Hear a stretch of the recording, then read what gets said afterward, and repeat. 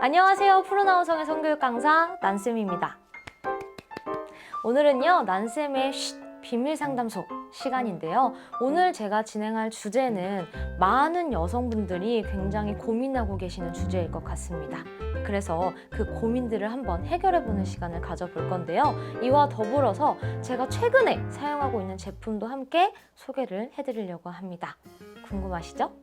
그렇다면 지금부터 저와 함께 바로 시작해볼까요? 첫 번째 사연입니다. 거기를 자세히 볼 일이 없는데 우연히 보게 되었습니다. 성기 주변의 살을 검색하니 소음순이라고 나오더라고요. 거기가 좀 늘어나 보이고 성기 색도 짙어졌습니다. 이제 곧 수능인데 평소 신경 쓰지 않던 몸의 고민으로 공부에 집중이 안 되고 앉아서 있을 일이 많다 보니 더 스트레스를 받고 있습니다. 소음순이 늘어나는 것이 몸에 이상이 있어서 그런 건가요? 혹시 성관계를 시작하면 성기색이 여기서 더 짙어지고 소음순이 더 늘어날 수 있나요? 또 제가 변비가 심한데 변비에 오래 앉아있는 습관이 소음순 비대증을 악화시킬 수도 있나요? 저는 이 사연의 주인공처럼 많은 여성분들이 자신의 성기를 직접 한번 보셨으면 좋겠습니다. 왜냐하면 제가 생각했던 모습이랑 전혀 다를 거예요. 그러니까 뭔가 나의 살색은 이런 색이고 나의 질감은 이런 느낌이니 뭐 이런 곳에 뭐 약간 뭐 요도나 뭐 항문이 있지 않을까? 이런 생각이 들긴 할 텐데 실제로 보면 깜짝 놀라거든요. 왜냐면 내가 생각했던 것보다 훨씬 더 까맣고 쭈글쭈글합니다. 최근에 제가 굉장히 좋아하는 넷플릭스 드라마가 있어요. 이제 오티스의 비밀 상담소라는 드라마가 있는데요.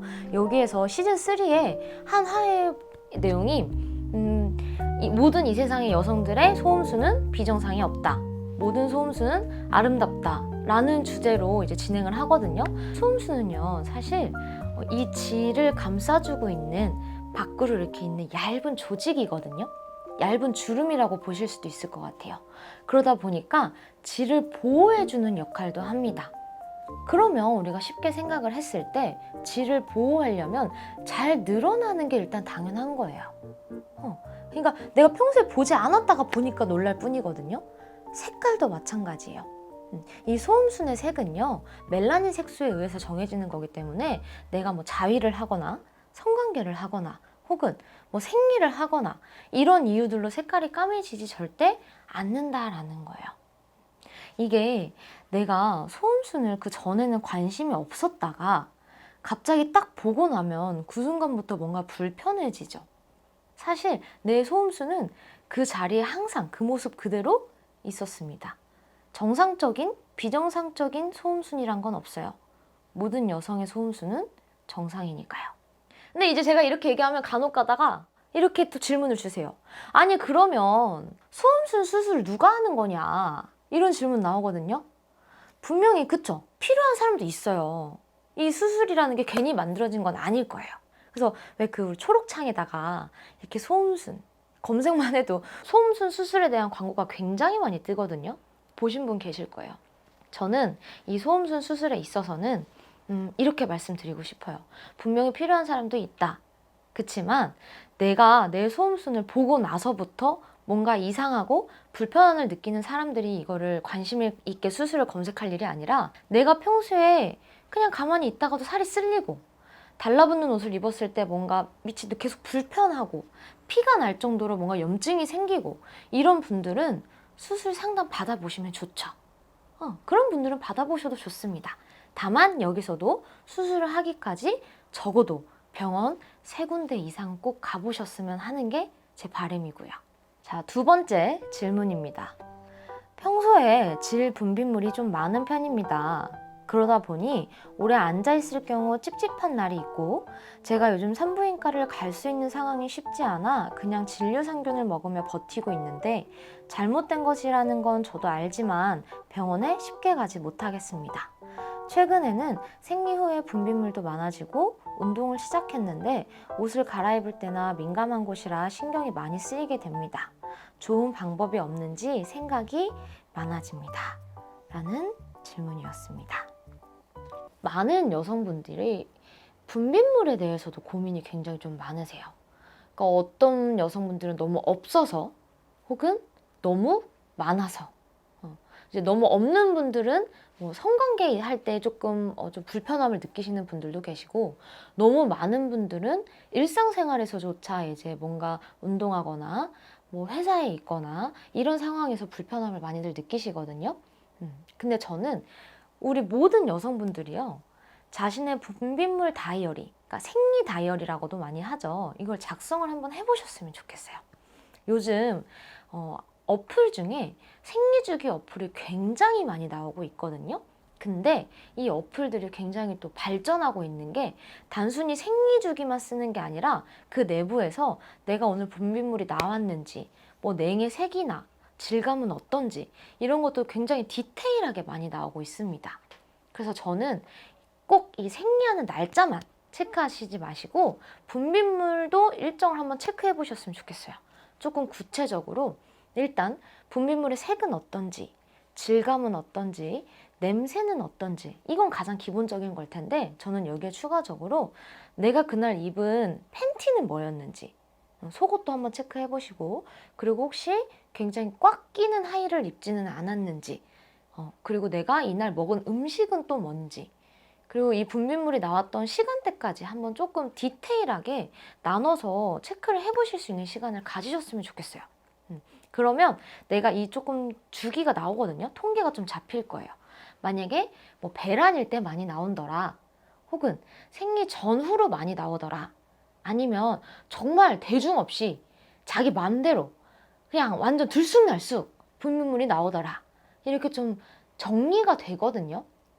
이 정리된 걸 가지고 병원에 방문해 보셔도 내가 진료 받을 때 어떤 것들을 조금 더 구체적으로 물어볼 수 있고, 원인이 뭐고 확인해 보실 수 있는 게 굉장히 다양해져요. 그리고 우리 여성분이 얘기하셨던 이제 병원을 가기가 조금 민망하니까 저는 일단은 뭐 영양제로만 대충 이렇게 하고 있습니다라고 말씀을 해주셨는데, 질 유산균이라는 영양제가 효과가 분명히 있기는 있어요. 근데 이게 말 그대로 영양제일 뿐이지 치료제는 아니라서, 내가 이미 염증이 걸려버린 상황에서는 사실 이 영양제의 영향을 크게 받지는 않습니다. 이 지렴은요, 냅둔다고 낫지 않아요. 그리고 냅둔다고 했을 때 좀 나은 것 같은데요 라는 느낌이 보이지만, 이건 사실 더욱더 큰 지름으로 가기 위한 얌전히 잠시 쉬고 있을 단계일 뿐입니다. 이거 제때 치료하지 않으시면요, 다음부터는 내가 조금만 몸이 피곤해지면 바로 염증으로 가는 고속도로가 생길 수 있습니다. 그래서 제발 우리 여성분들 부끄러워하지 마시고 치료를 받으셨으면 좋겠어요. 정말 정말 진짜 병원 죽어도 못 가겠다, 차선책은 하나 말씀드리면, 약국에 가시면 질정이라는 걸 팔아요.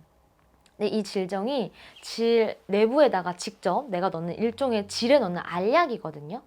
그래서 이거를 정말 정말 차선책인데, 그래도 질염이 종류가 딱 하나만 있는 게 아니라 염증의 종류가 굉장히 많기 때문에 병원 가시면 좋지 않을까요? 어쨌든 차선책으로 질정이라는 게 있다까지는 제가 좀 말씀을 드렸습니다. 그래서 제가 마지막으로 한 가지만 더 팁을 좀 드리면, 운동 얘기하셨잖아요. 저도 운동을 굉장히 좀 열심히 하고 있는 상황이긴 한데, 확실히 생리할 때, 그리고 그 배란일 주기에 냉이 많이 나와요. 그리고 운동을 하다가 가끔씩 이렇게 짜증이 솟구칠 때가 있단 말이에요. 그래서 많은 분들이 이제 특히나 이럴 경우에 팬티 라이너를 많이 사용하시긴 하는데, 조금만 저는 팬티 라이너보다는 직접 팬티를 갈아입으시는 게 건강에 훨씬 더 좋습니다. 그래서 만약에 내가 너무 분비물이 많이 나와서 이걸 조금 더 관리하고 싶으시다 하시는 분들에게는 팬티 라이너보다는 팬티를 직접 갈아입는 걸 적극 추천하겠습니다. 원래 밑에 분비물이 나와도 전혀 냄새가 나지 않았었는데, 요즘 따라 거기서 찌린내가 많이 올라와요. 가만히 앉아 있어도 날 정도라서 고민입니다. 분비물도 전보다 더 많이 나오고, 혹시 남자친구와 스킨십이나 접촉을 해서 자주 나오는 것일까요? 냄새가 심해지는 건 고민이 됩니다. 분비물이 마르면서 냄새가 나는 걸까요? 아니면 제가 지렴 같은 게 생긴 걸까요? 어떻게 관리해야 할지 고민됩니다.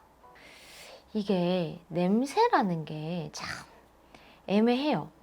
여성의 질은 원래 산성이다 보니까 어느 정도의 시큼한 냄새가 나는 게 정상이기는 합니다.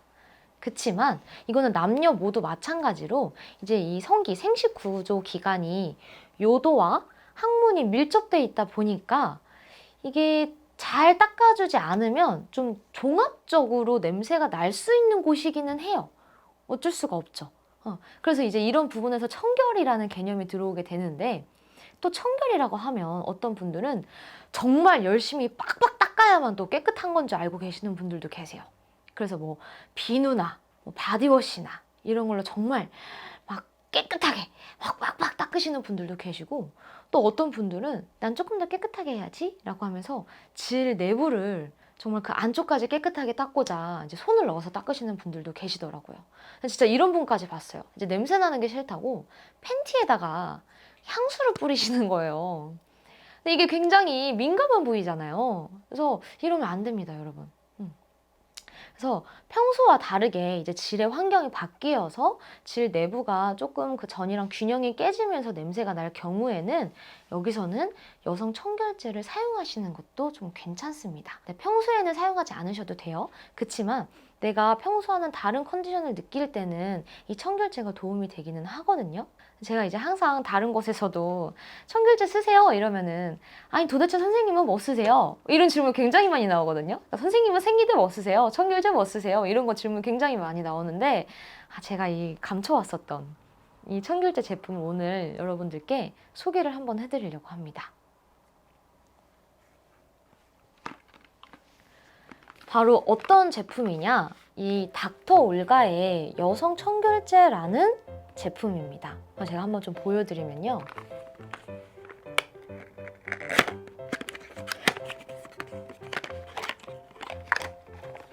이렇게 거품형 타입으로 이렇게 되어 있는 제품이거든요. 제가 이 닥터 올가 제품을 사용하는 이유 중에 일단 첫 번째로는 성분입니다.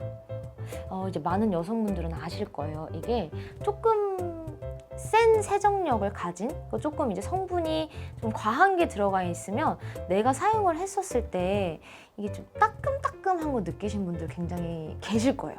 저도 한번 느껴봤고, 제 주변 친구들도 이거 써봤는데 좀 안 맞더라 이런 경우들이 많았었거든요.